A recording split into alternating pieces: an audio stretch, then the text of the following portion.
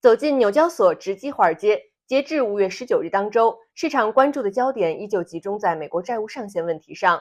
5月18日周四，美国众议院议长麦卡锡称，有望在近期就债务问题达成一致，这推动了当天美股大幅走高。但事实上，美国白宫与国会领袖在5月19日周五结束了第二次会议，双方都没有提到任何进展。谈判代表表示，他们不确定何时会举行新的会议。目前，距离可能发生债务违约的期限6月1日只剩下不到2周的时间。美国财政部警告称，联邦政府可能无力偿还所有的债务。该消息拖累了美股在周五走低，这收窄了本周美股的涨幅。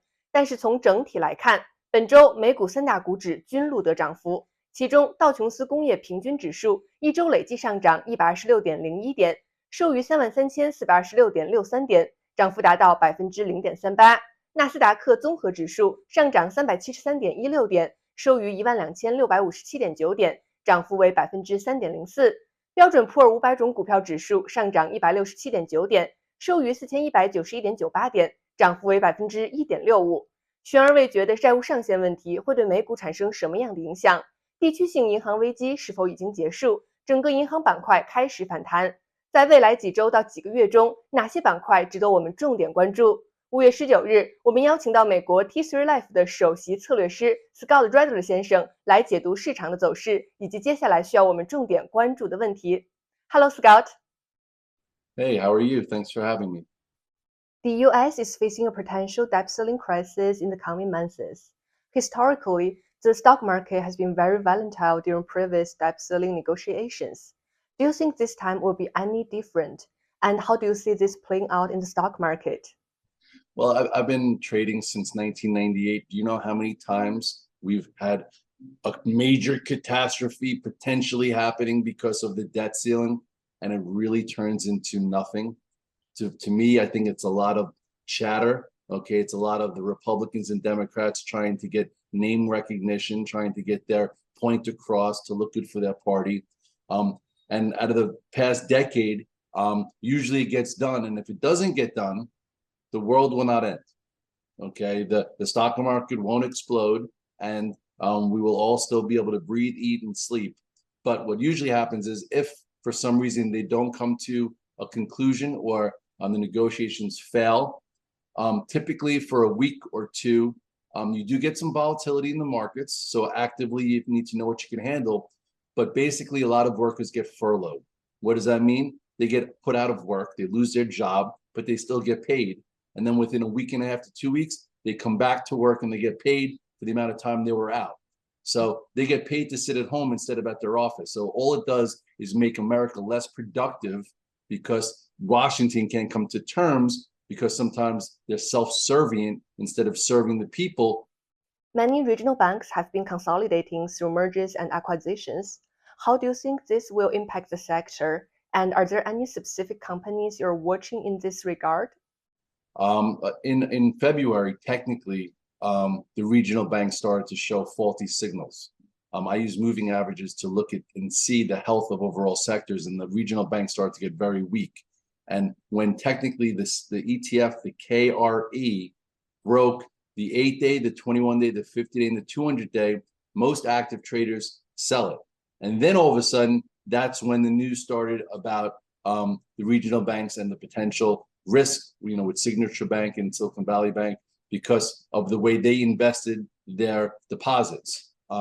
So as a trader, some traders actually made money short because technically those banks looked like a sell, not a buy.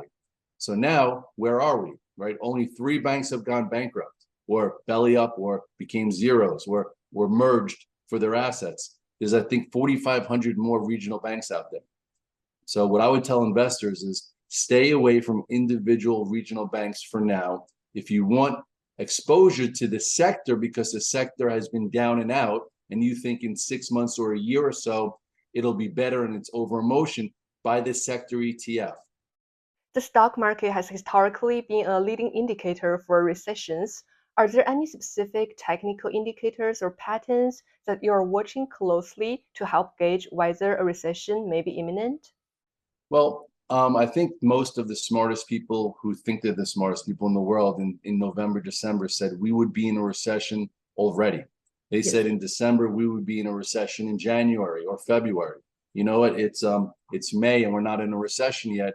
And the actual tech sector is 20% off the lows. And the S&P just made a new high on the year. So while everyone's worried about the recession that never came, they lost out on opportunities looking at the price action of the market and following the technicals, which I'd rather follow versus the economist's opinion on when a recession might hit. So for active traders, I like to use moving averages. Usually, by the time we go into a recession, the stock market's down about 20% off the highs and people have lost a lot of money and the unemployment rate is spiking. That's usually what happens in a recession, not, 8-9 million jobs open, not a stock market that's been trending for 3 months. That's not indicative of a recession. So for now, it feels like the market's normalizing, right? They gave out free money for 10 years. Interest rates were next to nothing. And now they're over like 4.5%, depending on what instrument. So it has to slow down the consumer, slow down the economy. And we have to get back into a normal environment because we were in an unnormal environment through the pandemic. What do you expect to be the biggest market moving events or news in the coming week? And how do you see them affecting the stock market? And what sectors we should watch closely next week? Well, right now, the sector that's been performing the best has been technology because technology companies have a lot of cash. They do buybacks, they have dividends, and they can't go to zero like a regional bank overnight. So I'm watching to see if the strength continues to help be the backbone of the market.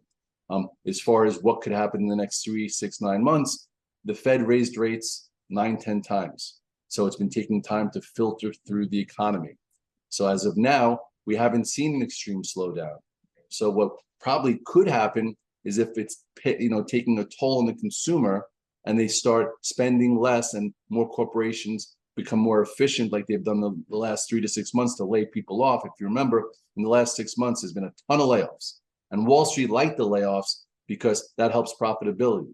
But at some point, layoffs probably turn into bad news because that means we're heading for a slowdown and they're trying to cut costs. So at some point, more layoffs, is going to be a clue that the economy is weakening. And we had a pretty good, better than feared earnings season. So maybe next earnings season, we'll see if the consumer slowed, if corporate profits started to decline. If that's the case, chances are the multiple of the S&P has to come down.